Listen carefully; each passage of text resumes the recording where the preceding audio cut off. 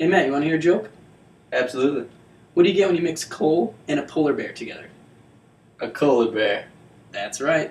I'm throwing a quick shout out to Cologne Shake out there. Coming for you. Now let's get started. Stay sports smart. This is Baloun, Ben. Sports! Alright, Ben, we had a couple interesting NCAA basketball games. Why don't you give us the lowdown on that? Well, there was two games I'm going to highlight today. First game, Syracuse played St. John's. They thrashed St. John's today, 77-58. Sutherland turned after missing 6 games due to an academic issue, and he came back with 13 points. They're sitting in a tie atop the Big East Conference right now with Marquette. They are 4-0 against the AP Top 25 right now. Our second game we had was Duke wins by 1 against Boston College, 62-61. Boston College is only 2-8 now in the ACC, so that would have been a huge upset if Boston College were able to beat Duke.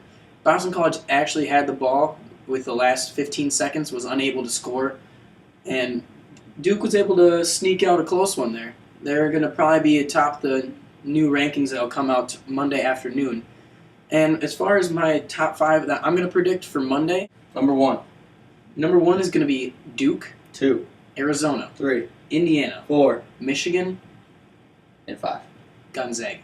All right, man, let's bring it to the NHL. What's going on today? Alright, I'm going to bring it over to Pittsburgh with the Devils and the Penguins. That game ended up being 3-1. The Penguins actually outshot the Devils 24-23, which was unbelievable that their defense stopped that. And those two are top in the Atlantic Division right now.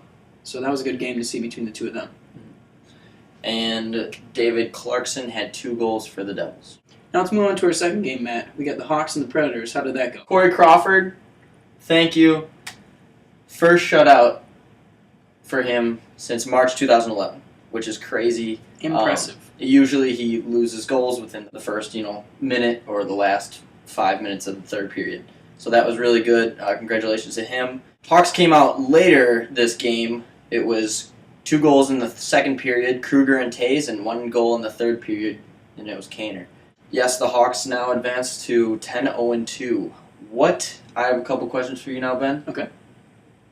What do you think is going to take down the Blackhawks? How are they?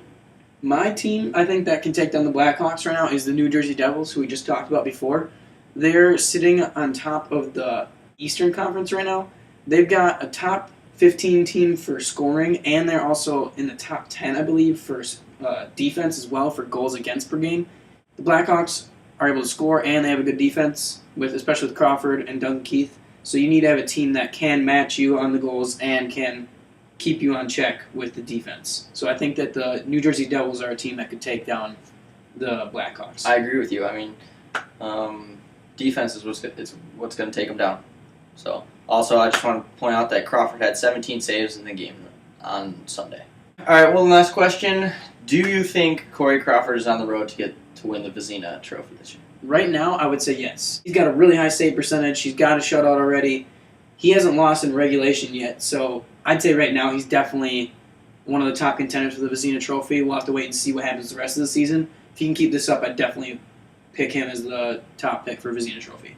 Our next topic is going to be LeBron James. He scored 32 points against the Lakers for his 5th straight 30-point and 60% shooting game. In the past week, LeBron has just been putting on a clinic. He has done incredible. I'm not a huge fan of him personally, but I have to give him his respect. That's amazing to be able to shoot over 60% in 5 straight games. So, Matt, given the recent outcomes of his games, would you say LeBron is the best player in the NBA right now? Right now, yes. I think LeBron is the best player because he uses his team much like Jordan did. Mm-hmm. But there are a lot of good players out there. You got Blake Griffin, Kevin Durant. You got Kobe, of course. So, and yeah, I still got my hopes up for seeing LeBron in the dunk contest. So, Matt, do you think that LeBron will actually compete in the NBA Slam Dunk Contest this year, or do you think it's all just a hoax? I hope so. Look, if you look at his stats, he's got 76 dunks this year, and he throws them down. They're monstrous, including that one that he jumped straight over Lucas on the Bulls. And that was monstrous. All right, everyone, grab your timers. Set it 30 seconds. It's our 30-second wrap-up. Let's go here, Matt. What's the first story? Vezina and Conn Smythe Trophy winner Tim Thomas of the Boston Bruins was traded to the New York Islanders. Ben Brost of Wisconsin hits a half-court buzzer beater to send the game to overtime and eventually beat number 3 Michigan on Saturday.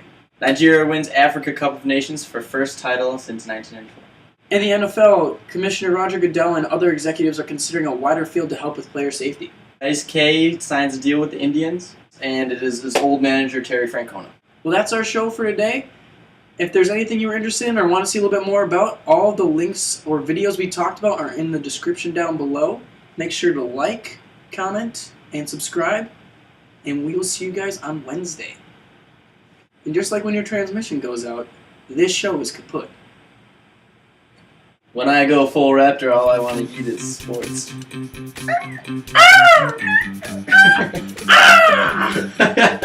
Those more pterodactyl.